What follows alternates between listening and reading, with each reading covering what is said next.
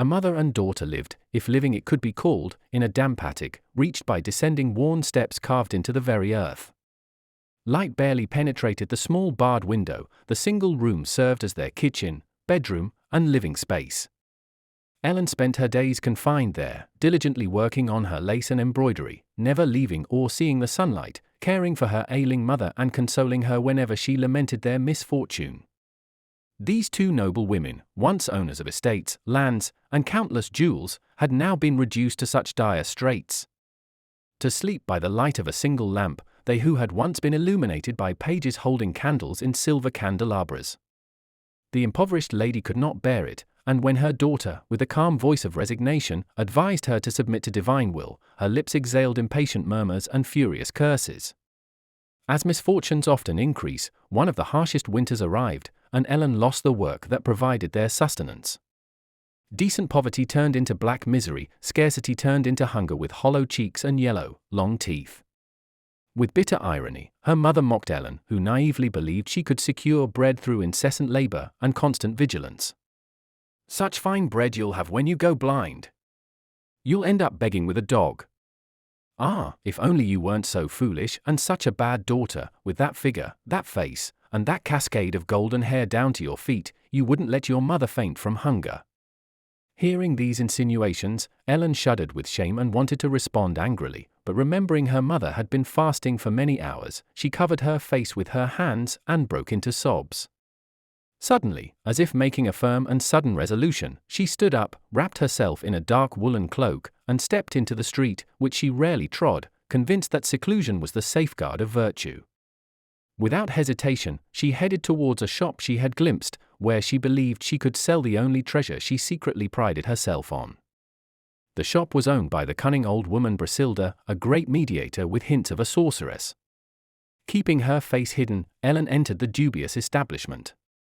When Brasilda maliciously asked what the veiled and gallant girl had to sell, Ellen, without revealing her face, turned her back and displayed her splendid blonde hair, more brilliant and softer than silk, which, overflowing from the edge of her skirt, swept the floor. "I sell this for 10 coins, she exclaimed, and cut it off immediately. The old woman agreed to the proposal, for the hair could make many wigs and hairpieces. Grabbing some scissors, she sheared the copious manet. Noticing that the girl kept her face hidden and seemed to cry softly, she whispered in her ear, "If you are a maiden and as beautiful as your hair suggests, you could earn not 10 coins, but 100 or 200 when you please." Ellen took the money and left without a word. At the door, she crossed paths with a handsome gentleman who didn't notice her. Ellen did glance at him and found him attractive. The gentleman entering the witch's den was Mrs. Adam Menezes, the richest, freest, and most unruly young man in the city. He didn't visit Brasilda for trivial matters, but came like a hunter seeking game, having it tracked and cornered to catch it at his leisure. After a while of conversation, Mrs. Adam saw the magnificent blonde hair laid out on a white cloth, shimmering in the dim light like a golden lake. "Whose hair is that?" the gallant asked, surprised. "By my faith, I don't know, son," replied the old woman. "A girl just came by, very graceful in figure but with her face completely covered, I couldn't see it. She sold me this hair, took the money, and left mysteriously just before you arrived. Why didn't you follow her, you crafty thing? Because she's surely poorer than spiders, and she'll return to earn the 100 coins I offered her." "Damn witch! That hair is mine, and the woman too if she reappears." Mrs. Adam loosened his purse, carefully took the cloth and its treasure, hid it under his cape, and returned home. From that day, a surprising change occurred in Mrs. Adam. Renouncing his flirtations and adventures, forgetting gambling, mockery, and duels, he seemed like a different man. He was seen in the streets, the promenades, the churches, his eager eyes searching and scrutinizing constantly, looking for something very important to him.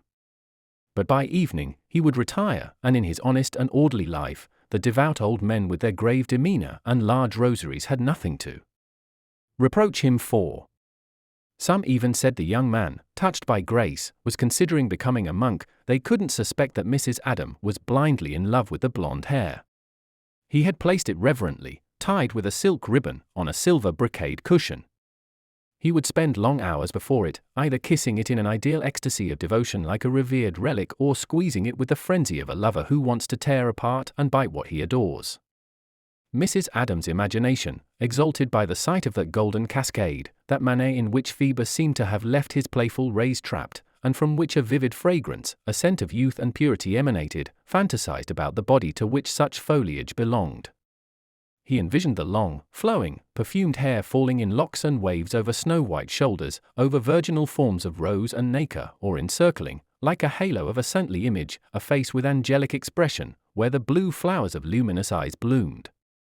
There were ideas and suspicions that drove the lovesick man crazy.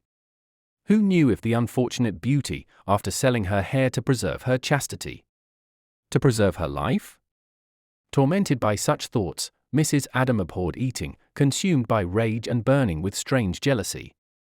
Becoming a street wanderer, he incessantly inquired, trying to see through all shutters and penetrate all grilles and lattices. All in vain. No youthful head covered with short golden curls of that unique, incomparable shade met his eyes. Mrs. Adam grew thin, deteriorated, on the verge of madness whenever the old witch Brasilda, bewildered and disconsolate, repeated, clasping her dry hands, "She must be a witch too," and flew up the chimney. "She doesn't appear, son, no matter how much I search for her." Lost in love, Mrs. Adam, feeling he might die of passion and jealous fury, clutched the hair to his heart, its curls caressing his feverish hands, and made a vow. "Let me find your owner, and whether she is rich or poor, good or bad, noble or of plebeian origin, I will marry her. I swear this to this crucifix that hears me." After making the vow, full of hope and illusion, Mrs. Adam went out into the street, and at dusk, heavily cloaked, he was stopped near his door by a poor woman wrapped and covered in an old woolen cloak. "Sir," she said in a plaintive and humble voice, "does your house need a good and diligent sempstress? There's no work, and my mother has nothing to eat." "That's my house," Mrs. Adam replied distractedly, thinking of his fantastic love. "Come tomorrow, you'll have plenty of work. Take this as an advance," and he placed a coin in the outstretched hand. The next day, Ellen, sitting in the window of Mrs. Adam's house, with a basket of white clothes before her, sewed in silence, not participating in the chatter of the maids. She suffered from leaving her home, her sick mother, her seclusion. The effort flushed her previously pale cheeks. Sunbeams streamed through the window, catching on the short, silky curls of her uncovered head, which the cloak no longer concealed. And, by chance, Mrs. Adam walked by, so absorbed that he didn't look at the young sempstress. But she, recognizing Mrs. Adam as the gallant gentleman she had remembered ever since she saw him when leaving the witch's shop, let out an involuntary cry. Hearing it, Mrs. Adam turned, clasped his hands, and thought he was visited by a heavenly apparition, for he recognized the unique shade of the blonde manet in the curled head bathed in sunlight. And, addressing the maids and the servants with authority and pride, he said solemnly, "Stop your work, today is a day of celebration, greet your new mistress."